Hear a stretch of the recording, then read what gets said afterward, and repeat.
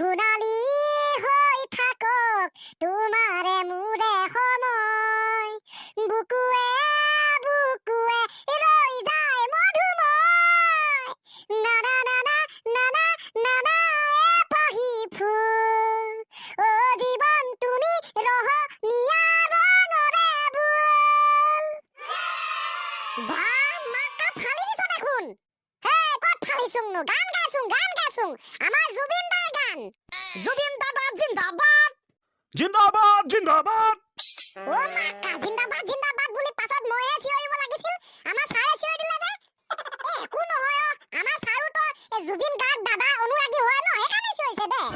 ও ইয়া good morning sir good morning sir good morning sir good morning ভালে কুশলে আছ ন আমাৰ বাৰু ভালে কিন্তু ছাৰ হে আপুনি যে আনিছে সেইটো বস্তু বৰ সোৱাদ লগা পায় ন এ নকবি আৰু খাবলে বৰ মজা সেইটো মাজা বুলি কয় বুজিছ নাই এই মেংগো মানে আমৰ পৰা বনোৱা হৈছে আমৰ ৰস মাজা তাতে ফ্ৰিজত ভৰাই থৈ দিয়া আছিলে মই উঠাই মেলি লৈ আনিছো খাই ভাল লাগিব মিঠা মিঠাকে একদম সঁচা কথা কৈছে আপুনি আপোনাৰ দুখত দুখী আপোনাৰ সুখত সুখী হে সুখ দুখৰ সমভাগী হ'বলৈ আমি পাৰিম ন ছাৰ তো ক'বলৈ থাকি গৈছিলে পাৰিম ন ছাৰ মিলিয়া ডাইৰেক্ট কথা ক'ব নোৱাৰ হা ডাইৰেক্ট ক'ব নোৱাৰ তহঁতৰ বাবে আনিছো এইটো তহঁতৰ বাবে আনিছো কি ছাৰ আপুনি কোৱাচোন নহয় দীৰ্ঘজীৱী হ'ব 110 বছৰলৈকে জীয়াই থাকিব আপুনি আমাৰ বাবে ইমান চিন্তা কৰে আপুনি 110 বছৰ নহয় 120 বছৰলৈকে জীয়াই থাকিব ছাৰ আমি অভিশাপ দিছো এইটো অভিশাপ নকয় আশীৰ্বাদ কয় আশীৰ্বাদ অ ছাৰ আশীৰ্বাদ দিছো আপুনি 120 বছৰলৈকে জীয়াই থাকিব দিয়ক এটা খাই পেলাং কি যে কৈ পেলাইছে আবেগতে দিম কিন্তু এটা চৰ্ত মই আজি তহঁতক এটা কম্পিটিশ্যন পাতিম আৰু সেই কম্পিটিশ্যনটো যদি তহঁতে ভালদৰে জিকিব পাৰ তেতিয়াহে খাবলৈ দিম এ ছাৰ কম্পিটিশ্যন ফালি দিম ৰে জিভা পানী তৰপ পৰি আছে মাজাটো দেখি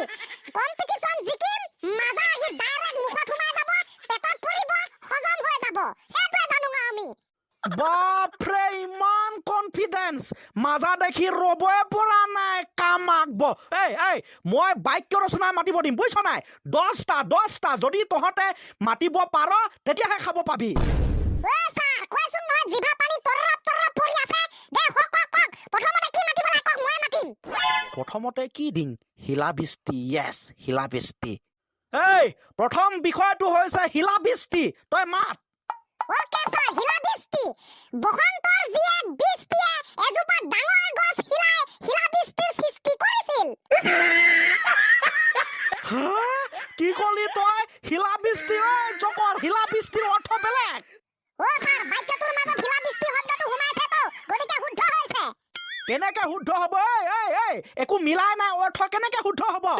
ও ছাৰ আপুনি শিকাইছিলেচোন এই বাক্য ৰচনা কৰোঁতে বাক্যটোৰ মাজত এই বিষয়টো সোমাই থাকিব লাগে শিলাবৃষ্টি দিছে এতিয়া মই কৈছোং বোলো বসন্তৰ জীয়েক বৃষ্টিয়ে এজোপা ডাঙৰ গছ শিলাবৃষ্টিৰ সৃষ্টি কৰিছিল এই বাক্যটোৰ মাজত শিলাবৃষ্টিটো শব্দ সোমাই আছে গতিকে শুদ্ধ হৈছে খতম বাই মই একো নুবুজাং হ'ব ছেকেণ্ডটো মাত কক ছাৰ ছেকেণ্ড বিষয়টো হৈছে উৎকৃষ্ট ওকে ছাৰ ৰাম নামৰ এজন ব্যক্তিয়ে এখন বহি আনি হাতত এটা কলম লৈ এটা শব্দ লিখিলে শব্দটোৰ নাম হৈছে উৎকৃষ্ট ও ছাৰ মই মৰি যাম ল'ৰা ছাৰ নমৰিব ব্ৰেক কক কি ক'লে ভাল হ'ব এটা টান শব্দ মৃত্যুঞ্জয় য়েছ এইবাৰ ক বিষয়টো হৈছে মৃত্যুঞ্জয়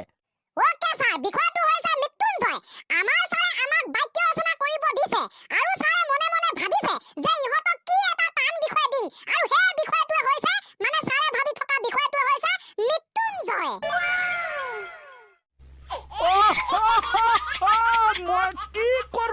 মই কি কৰোঁ এতিয়া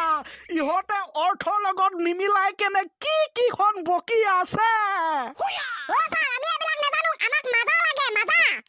মাজা লাগে না ৰহ মজা দি আছোং তই নালাগে তই উল্টা পুল্টা বকি থাকিবি ঐ চানি তই মাতিবি এবাৰ দেই মই ইয়াতকৈ হাত ঘাটৰ চেঙেলি বুজিয়ে পোৱা নাই ছাৰ ওকে ছাৰ তই ক তোৰ বিষয়টো হৈছে মুখস্থ বিদ্যা ওকে ছাৰ মুখস্থ বিদ্যা আমাৰ গাঁৱৰ গাঁওবুঢ়াৰ সৰুজনী জীয়েক বিদ্যাই মুখস্থ কৰি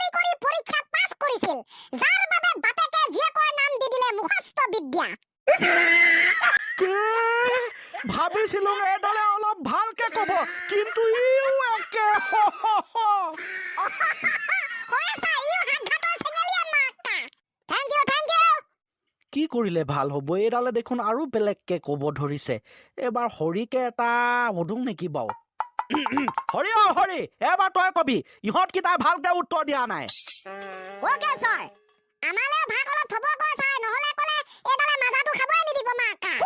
ফেট লৰা টেপ টেপ টেপ টেপ টেপ টেপ কৰি থাকিবি মোৰ মতে চলিবই নিদিয়ে হৰি তই ক হ'ব ছাৰ বিষয়টো হৈছে প্ৰলয়ংকাৰী ওকে ছাৰ প্ৰলয়ংকাৰী যিবিলাক ব্যক্তিয়ে দেশৰ শাসন ব্যৱস্থাত পলাই পলাই কেলেংকাৰীৰ সৃষ্টি কৰে সেইবিলাক ব্যক্তিকে প্ৰলয়ংকাৰী বুলি কোৱা হয় মই কতে মৰুং প্ৰভু মই কতে মৰুং জেগা এটা বিচাৰি দিয়ক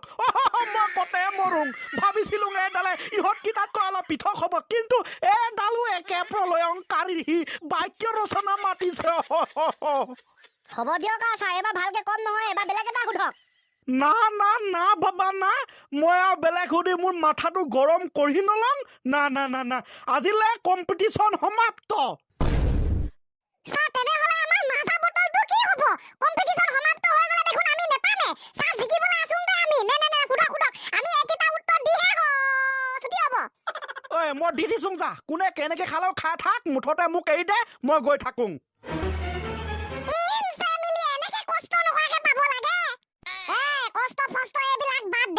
যাতে মাজা বটলটো খাংতে তিনিটাৰ মাজত কাজিয়া নহয় সেই কথাটো চিন্তা কৰ নো প্ৰবলেম ইয়াৰ খাংকে জিভা পানী চোন পৰি আছে তৰপ ওকে